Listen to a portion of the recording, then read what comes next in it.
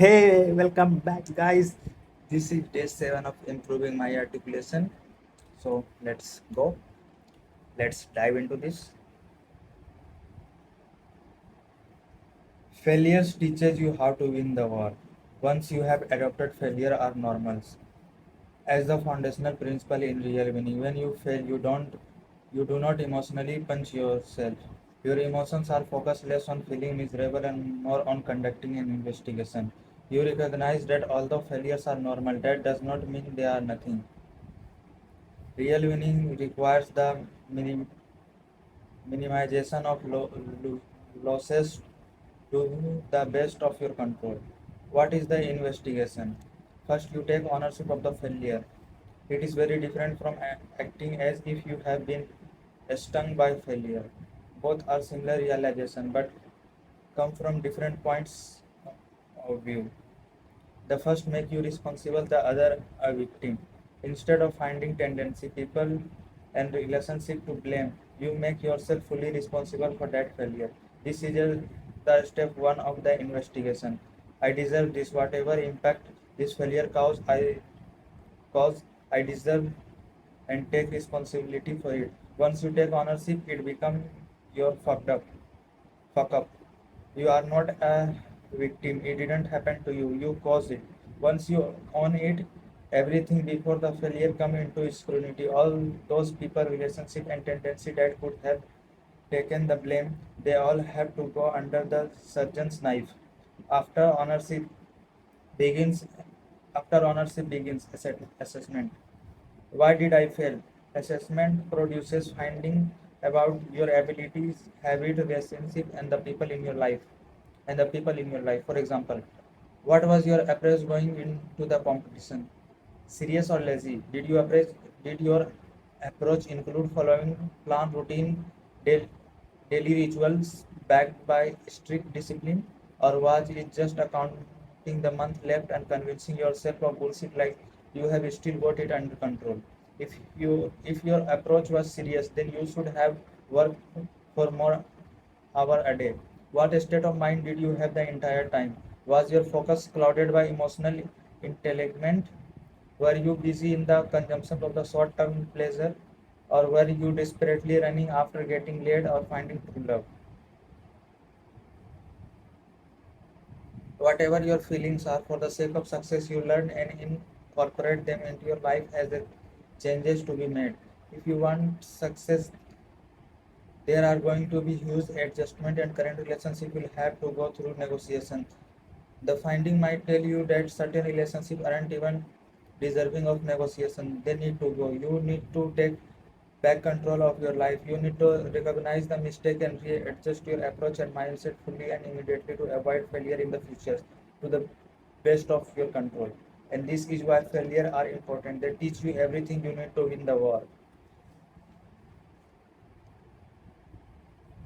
Chapter 6. Finding love can be a pain in the ass. Side note. In this chapter, we are going to talk about rejections from those who desire romantically. Of course, this will be done while keeping in place our foundational principle. Rejections are normal. We are going to be talking about how to find the right person, how to avoid dating the wrong people, and probably most people, probably almost everything else relationship related. Let's see how we fare in this journey of ours. Here we go. Why did they reject me? Now, after reading a little, you may think this in this chapter. Now, after reading a little, you may think, is this chapter just for guy? No, it is very important to address specifically what teenage guys learn from rejection. Once that's done with, it's everybody we are talking about. The first rejection from people you likely tend to happen at a very young age. Let's say around 10. At that time, you are might think a combination of few things. An infection into self. I am poor, I am not cool, I am not good looking, I am way cooler. An infection of the system concerned. Dating is stupid, feelings are stupid, love is stupid. And the third one is the an inspection of the sex involved. Girls are stupid, guys are stupid, guys are clueless, guys don't know what they want. Girls are complicated. Why do girl want? I don't understand them. Nobody can understand them. The point is our observation at the age are simple and not very impactful. But as you grow older, rejection become more hurtful, which puts a greater emphasis on the question, why did they reject me? Your brain answer they want something I don't have, which although accurate, still does not answer why is it that I don't have. And this opens the gates to theory. Straight teenage guys tend to receive information like they want money, free transport, expensive date, gifts, excitement, which comes from an expensive lifestyle, muscles, height, sex, perfect facial symmetry, popularity, rude behavior, lies, jerk, rough sex, big fun, dumb guy, etc. This is what the mind of the teenage gets exposed to when trying to understand and find out why girls are not dating him. And the source to this knowledge are dumb friend of the same age, older guys with age being the only credibility behind their information. Anecdotal evidence from guys who were cheated on and left from somebody better. Guys with the sales pitch regardless why having sex and teaching girls is the best lifestyle because girls by nature are untrustworthy and confused creature. Watching some girls around them making choices to cheat and choose a specifically richer or physically wholesome guys and having random sexual escapades from time to time. And because such theories are so bold, they capture all the attention, muting the action of girls who aren't doing it. People on the internet opportunistic enough to realize and capitalize on the insecurity, frustration, and the lack of knowledge of guys who got rejected or left by some girls.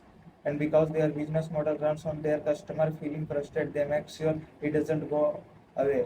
Therefore, they push you further towards victimhood as you already feel a sense of having been wrong instead of healing the wound. They deepen the heart by making sure you don't forget how you were wronged by a girl. And furthermore, they sell ideas or course on how to become a man, a jerk, a bad boy who will who will from now on get any woman he wants. In short, what happened?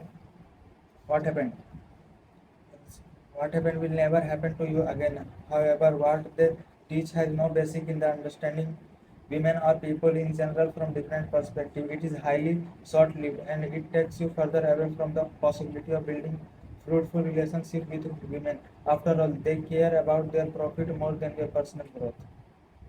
And since most rejected, confused teenage boys had hear and notice all this, the generalization are convenient and easier to believe. Therefore, in case where, where the why did they rejected me is not clear stated, one gravitate one gravitates towards conclusion from the above to cope with the rejection. After all, blaming something is much easier than applying common sense. You are stupid as fuck in your teenage years. What you need to understand is in your teenage year the brain is underdeveloped. Basically, you are stupid as fuck. Because you are stupid as fuck, you are gathering information about love, romance, and relationship from the movies, television shows, and the internet, all of which are wha- selling what you want to see. You don't know you are stupid as fuck because you think you are an adult. You think that because to you you think that because to you your brain is functioning properly to the best of your knowledge and also because legally and adult means somebody who is 18 years old, which is absolutely fucking nonsense. You remain considerably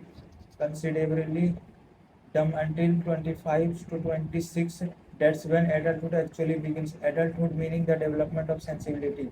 Because you think of yourself as an adult, you fail to see the girl are as stupid as fuck too, which they are because they are teenager or in their early 20s as well. Because you fail to realize that these girls are not adult being, your theories on girl become your view on women in general. And because this view on women appears as core realities and women's psychology to you, the answer for why I get rejected drop a hydrogen bomb on your self-esteem from all of these rejection from the women can cause you to conclude to get girl I will have to become a jerk, an asshole, a playboy, a fuckboy or whatever the new term is. And that is the only reason why I am unable to get a girlfriend. We are mostly surrounded by morons as well. The truth is, you are confused, hurting from the rejection, and still can't stop thinking about that person. Why you ought to be looking for is perspective on your situation. Now come another huge problem: how to correctly seek help. To lots of people, even though this is a matter of great personal importance, seeking help is seen as a weak option. Your ego doesn't allow you to openly seek help regarding rejection out of the fear of exposing your vulner- vulnerabilities. Vulnerabilities. Therefore, what you rely on is unsolicited advice. What does that mean? If somebody give you advice because they have heard you are going through some shit, they have no actual data or detail about your problem, just an idea. The problem with unsolicited advice is that it lacks the seriousness required to solve your problem. Firstly, in order to actually solve your problem, a person would have to have a full perspective. Secondly, they would require personal detail about you to figure out an appropriate solution for you that addresses what you want, the reality of the world, and the bullshit you might be telling yourself. A person giving you unsolicited help ignore almost all of this. They give you information that is based on what they think, what they want to do, and what they probably do. They are mostly interested in how their advice makes them look like in your eyes. Their focus is on the impression they are making, not the solution. They might actually not even care because the gravity of the solution has not been communicated to them. So unsolicited advice more often than not turn out to be useless. Your loved one, on the other hand, are even worse. Chances are they might say you are special, you will get a better girl boy next time. And even if nobody says that to you, your own mind will lead you to it. Your own mind will lead you to it after a while. After all, we refuse to accept you don't deserve the best for ourselves in the spirit of self-importance. Your friend might also surrender the person who rejected you. They didn't deserve you. I never liked them. I always had a bad feeling about them. To make you happy, they will denigrate the person who rejected you and raise you a sainthood.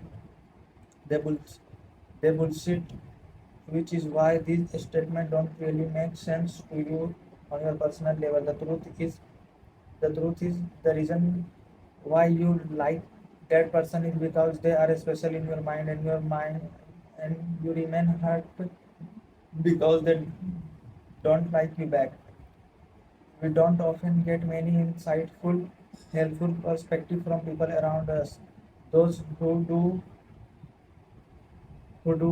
are lucky. So instead of only focusing on how to deal with rejection, we should look at the source of the problem. What are the influences that shape your ideas of the kind of person you wanted to date and the kind of relationship you would want? If we can sort out the source of our expectation, then maybe we can save ourselves from this self-repeating cycle of the bad relationship, falling for the wrong people and getting hurted by rejection. Uh, this is for today. We will see in next video. Till then, keep going. I am rooting for you.